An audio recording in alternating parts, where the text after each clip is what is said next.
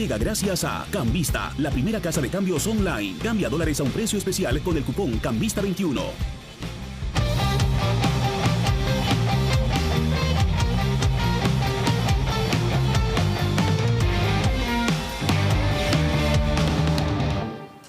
Muy buenas noches amigos, soy Mauricio Fernandini. En los próximos minutos los acompañaré en este formato Nada está dicho. Quiero darle la bienvenida al primer invitado, es el señor César Munayco, como algunos de ustedes lo conocen, es director del Centro de Epidemiología, Prevención y Control de Enfermedades del Ministerio de Salud. Señor Munayco, muy buenas noches, gracias por acompañarnos. Muy buenas noches, Mauricio, qué gusto saludarte. Perdón, estoy solo en el estudio, que nadie se alarme, porque ante cualquier tos o ligero estornudo la gente sale eyectada. Pero he dado negativo a la prueba COVID-19. Nos hacen aquí en RPP cada 15 días a todos y en la última di negativo que ha sido hace 2 días. O sea, no hay nada que temer, en mi entorno no hay nadie, estoy solo en el estudio. Pero pasa eso, señor Munayco, usted lo sabe, en todas las familias hay positivos, hay ausentismo en todos los trabajos del Perú de hasta 35%. ¿Es Omicron la que nos está ocasionando esta cantidad vertiginosa de contagios? Así es, Mauricio, ya el Instituto Nacional de Salud ha podido identificar claramente que al menos en Lima hay más del 90% de las muestras evaluadas para las variantes es Omicron predominantemente, ¿no? Y luego en provincias también ya estamos alrededor del 70%. Finalmente, es muy difícil cambiar los hábitos y dado que es tan contagiosa Omicron, seguimos viendo el transporte público abarrotado de pasajeros, ¿no? Los centros comerciales también, los restaurantes también, y finalmente me parece que no vamos a lograr aislarnos o vivir armoniosamente con Omicron en los próximos días. ¿Qué nos espera? ¿Qué han proyectado ustedes en cuanto a cantidad de contagios? Sí, lo que nosotros estamos observando y también haciendo algunos análisis, el número de contagios va a seguir aumentando en las siguientes semanas. Básicamente lo que estamos viendo en este momento es lo que ha ocurrido en fiestas, ¿no? Todo el movimiento de gente, de personas que hubo en fiestas y también la falta de responsabilidad, ¿no? Con el comportamiento estamos observando justo las consecuencias de las fiestas, ¿no? Entonces estamos esperando a ver qué ocurre en las siguientes semanas para poder estar seguros qué es lo que va a ocurrir más adelante. Lo preocupante, y usted debe estar al tanto de esto, es que, por ejemplo, en hospitales que eran de gran ayuda, como el de Comas, han habido hasta 58 bajas, o sea, médicos y enfermeras que han dado positivo a Omicron. Y me imagino que no solo este de Comas, que lo cito con conocimiento de causa porque hablamos con el director del hospital hace unas horas, sino en los respectivos hospitales pasa lo mismo. Entonces, no solo es atender al que merece ser atendido por COVID-19. ¿Qué está pasando con los que están dializando, con los que tienen tratamientos oncológicos, con los que presentan un infarto al corazón o un derrame cerebral? ¿Cómo estamos finalmente en medio de esto que es catastrófico, lidiando desde su punto de vista con una comprensible fatiga en los médicos y enfermeras que no han tenido tregua en los últimos 2 años? Sí, así es. Justo el Ministerio de Salud lo que está tratando es de mantener la atención de los pacientes no COVID. Hemos tenido un número importante del personal de salud que se ha infectado, porque obviamente esta tercera ola ha sido explosiva y por eso se están cambiando algunas normativas para poder reducir el tiempo de aislamiento y que eso ayude a que rápidamente el personal de salud pueda retornar a sus labores.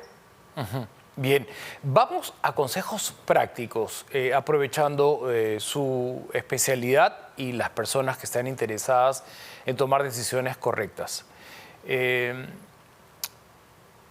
Las personas que están con la segunda vacuna. Todavía no se han puesto la tercera. Omicron es tan veloz que los ha infectado antes de que se pongan la tercera. ¿Cuánto tiempo tienen que esperar para ponerse la tercera dosis? El tiempo corre desde el día del diagnóstico, con el papel que dio positivo a COVID, o desde el día del primer síntoma, que no necesariamente son coincidentes. No, el tiempo corre a partir de que la persona ya pase su periodo de enfermedad, puede ser 10 días, 14 días. A partir de ahí hay que contar por lo menos 15 días o 30 días para que pueda colocarse su tercera dosis. Hay que contar 15 días a partir del primer síntoma. No, 15 días a partir de que los síntomas desaparecen, ¿no? Cuando ya la persona se siente bien, ya pasó el periodo de enfermedad, a partir de ese momento hay que contar los 15 días. Hay síntomas en este momento, alguien nos está escuchando y siente este dolor de cabeza, este ardor en la garganta, este decaimiento absoluto que no les apetece, pero ni mover un brazo. Y es probable, porque han estado en contacto con un positivo, que estén infectados. ¿Deben salir impulsivamente a un centro de testeo del Ministerio de Salud o ya es mejor asumir que son positivos y se quedan haciendo su cuarentena hasta que les pase? Es una muy buena pregunta, Mauricio. Lo primero que hay que hacer, y eso siempre lo recomendamos, es inmediatamente usar mascarilla, aislarse, avisar a los familiares que tiene síntomas, y eso para evitar que toda la familia al final termine contagiándose. Luego, si es una persona vacunada, es una persona joven, ¿no?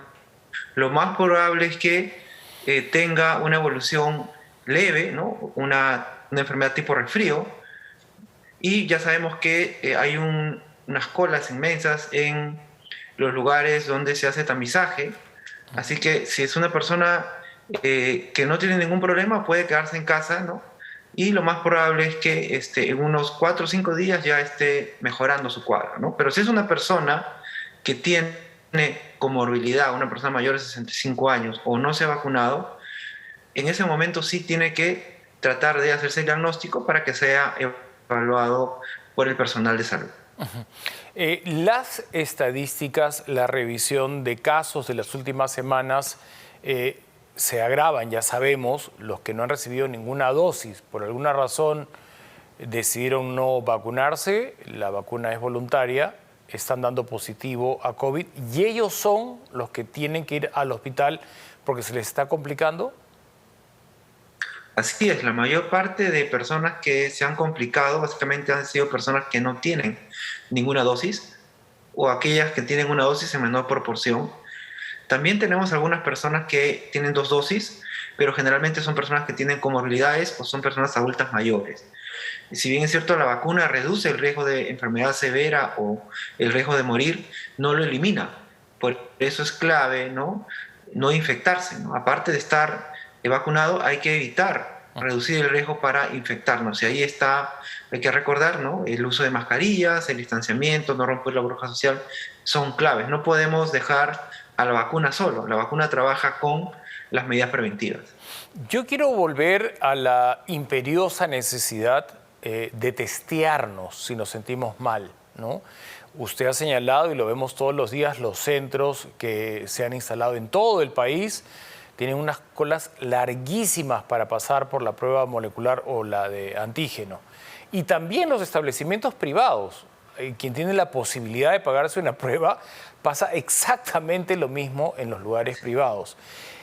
Si yo tengo 3 dosis puestas, ¿no? Las 3, y tengo síntomas, ¿vale la pena que me haga la prueba, que salga a la calle y siga contagiando a gente rumbo al centro de despistaje público o privado?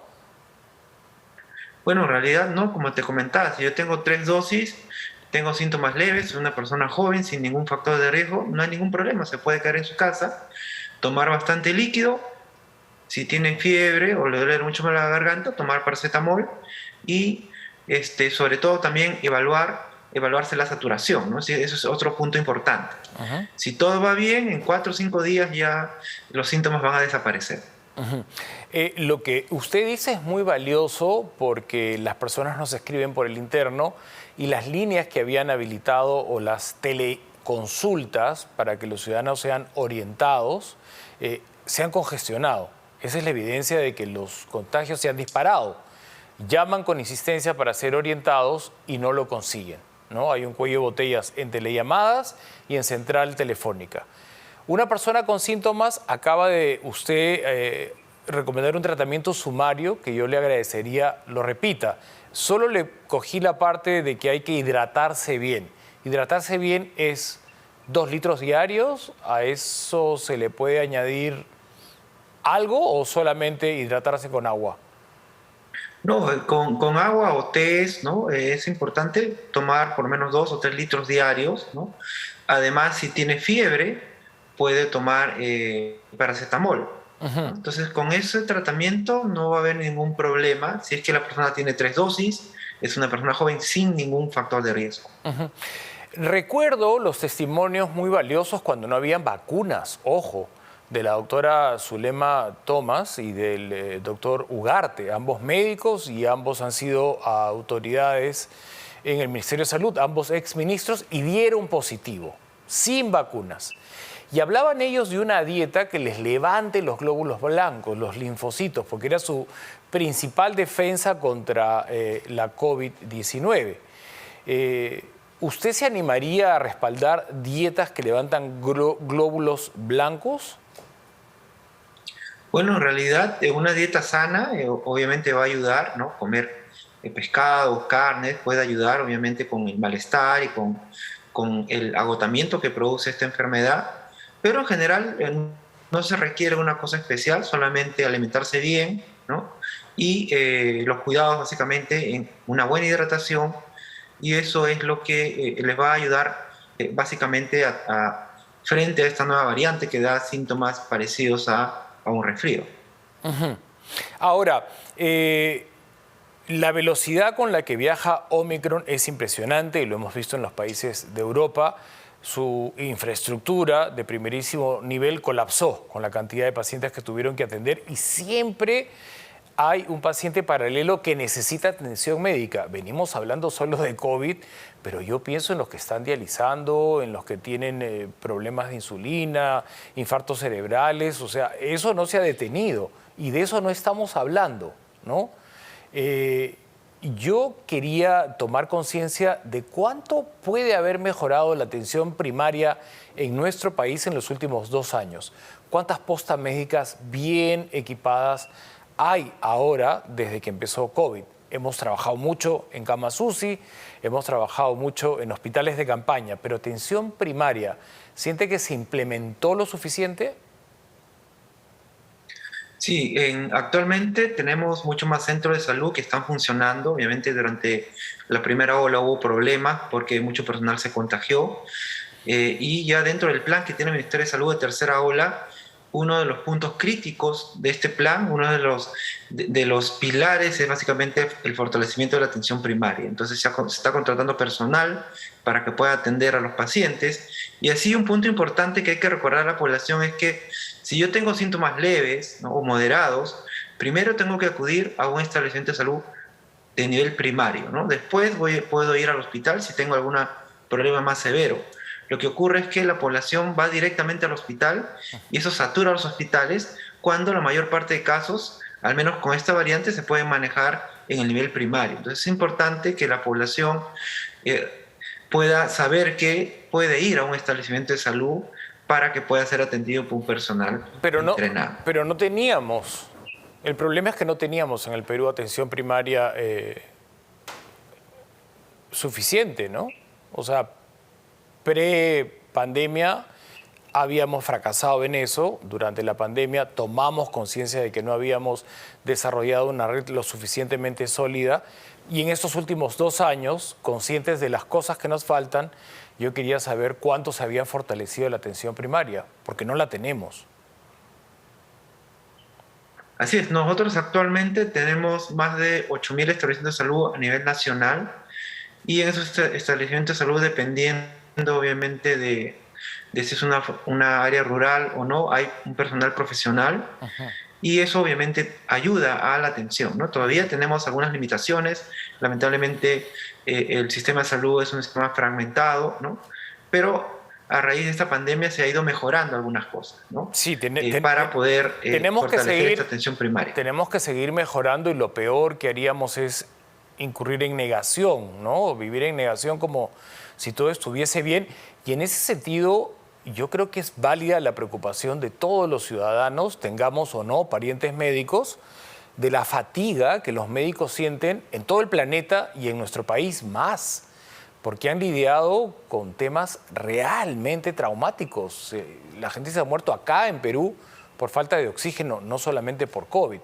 Entonces, esa fatiga que arrastran los médicos de nuestro país, todos, enfermeras y todos los que estuvieron en primera línea, ¿cómo vamos a hacer de alguna manera para asumirla? Es real, ¿no? Estamos hablando de Omicron, de bajas en hospitales que caen 50 médicos, 60 médicos, 45 médicos con Omicron. Sumado a eso, tienen una fatiga anterior de trabajo. ¿Qué estrategia hay dentro del MINSA para resolver esto? Sí, justo, obviamente por esta pandemia ha habido un número importante de personal de salud que se ha infectado. Felizmente, el personal de salud ya está vacunado con 3 dosis y la mayor parte de estos episodios han sido leves, ¿no? Y han podido rápidamente regresar a los establecimientos de salud. Por otro lado, el Ministerio de Salud está trabajando a través de su programa de salud mental, ¿no? Y de salud ocupacional para ver estos temas de estrés, obviamente que hay en el personal de salud, ansiedad también, ya hay algunos estudios que demuestran que hay un incremento de ansiedad y depresión en el personal de salud, ¿no? Entonces se está trabajando con el personal de salud, aparte los establecimientos de salud en los hospitales, por ejemplo, donde hay una mayor carga, tiene sus unidades de salud ocupacional que también están trabajando con los colegas médicos. Uh-huh. La cantidad de personas que presionan a un médico por encontrar un espacio, la cantidad de personas que están presionando a un médico por salvar la vida de ese paciente y la cantidad de muertes que ha enfrentado un médico en los últimos 2 años es algo que merece ser revisado. Así es, sí, bueno, como te comentaba Mauricio, hay estudios obviamente que mencionan que un 20 a 30% de personal de salud ha tenido algún problema de ansiedad o de depresión o estrés, ¿no? Entonces eso obviamente se está trabajando a través del Ministerio de Salud, ¿no? Con los programas de salud mental y a través también de la parte de salud ocupacional que tienen los hospitales, ¿no? Y lo importante es que tenemos que ser solidarios también, ¿no? Con el personal profesional, y lo más importante es que la población evite infectarse, ¿no? Para no abarrotar los hospitales y podamos causar una saturación de los servicios de salud. Recapitulando, si me infecto y tengo las 3 dosis puestas, es improbable que necesite hospital, salvo que tenga comorbilidad. Así es. Si uno ya tiene 3 dosis, la posibilidad de que se complique es muy baja. Obviamente hay que estar atentos a los signos de alarma, ¿no? Si después de 4 o 5 días continúo con los síntomas, con fiebre, empiezo a tener dificultad respiratoria y se empieza a alterar mi saturación de oxígeno, sí tengo que ir al hospital, ¿no? Pero si no, en la mayor parte de casos, tranquilamente en su casa puede quedarse y tomar bastante líquido y paracetamol si es que tiene fiebre. Uh-huh. Y otro dato importante que me parece hay que remarcar, que usted lo ha aconsejado en coincidencia con otros especialistas y profesionales de la salud, es si tengo los síntomas porque un pariente directo, esposa, hijo o padres han dado positivo y me han contagiado porque vivimos bajo el mismo techo, no tener esta ansiedad de salir compulsivamente a buscar una prueba. Primero porque no hay suficientes. Y segundo, porque va a aumentar el nivel de estrés y las defensas probablemente nos bajen más. Entonces, yo quiero remarcar eso, nos invita a serenarnos un poquito. Si tenemos síntomas, ¿es necesario contar con una prueba que dé positivo? Usted mismo ha dicho que no, que hagamos la cuarentena debida y que salgamos de la infección. Y luego más bien ya con calma le hacemos para saber si ya le hemos superado o no. Así es, si yo estoy con síntomas y ya tengo un familiar o alguien cercano con el cual tengo contacto, ¿no? Sin mascarilla, lo más probable es que esté infectado, entonces no se requiere ya hacer ninguna prueba. Y lo que sí hay que tomar las medidas necesarias, ¿no? Lo que estaba comentando, evaluar los síntomas de riesgo si es que se pudieran presentar, para en ese momento poder actuar e ir al hospital. Si no hay ningún problema, tengo los síntomas tos, fiebre, dolor de cabeza, y estos se van a ir desapareciendo conforme avanzan los días, no tengo por qué ir al hospital, ¿no? Omicron evoluciona, como ha pasado en otros países, a una velocidad impresionante en el Perú. Y coincidentemente vamos a empezar las clases en marzo, ¿verdad? Así es. Entonces, esta coincidencia de inicio de clases presenciales con Omicron más jornada de vacunación, me parece que algunos padres reflexionan en voz alta y dicen, a mi hijo de 5 años, si le da, le va a dar leve, porque la mayoría de niños han observado que les da leve.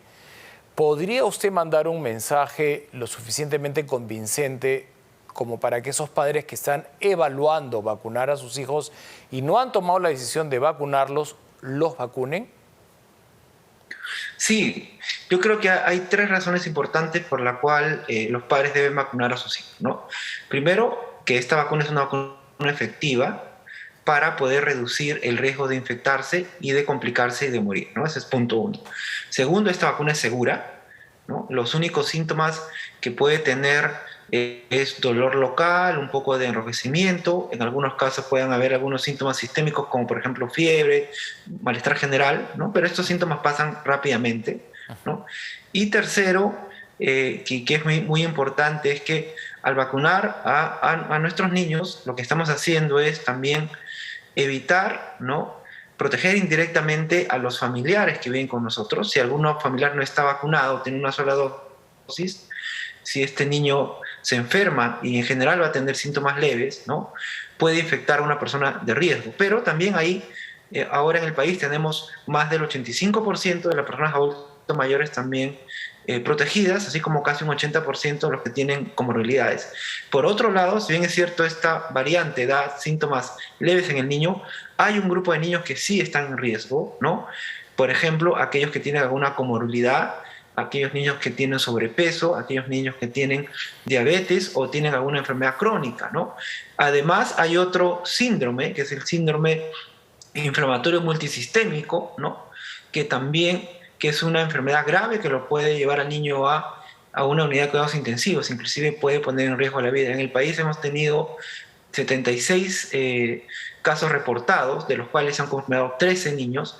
Felizmente hasta ahora ningún niño ha fallecido por este síndrome multisistémico, pero es otra posibilidad también que se puede presentar. Por otro lado, acaba de salir publicado un estudio por el Centro de Control de Enfermedades de Estados Unidos que indica que en los niños menores de 18 años, ¿no?, se observa que hay un incremento mayor, casi 2 veces, ¿no?, de que presenten diabetes después de haberse infectado con este coronavirus, ¿no? 30 días después pueden desencadenar diabetes. Entonces hay varias razones por las cuales los padres deberían vacunar a sus niños de 5 a 11 años.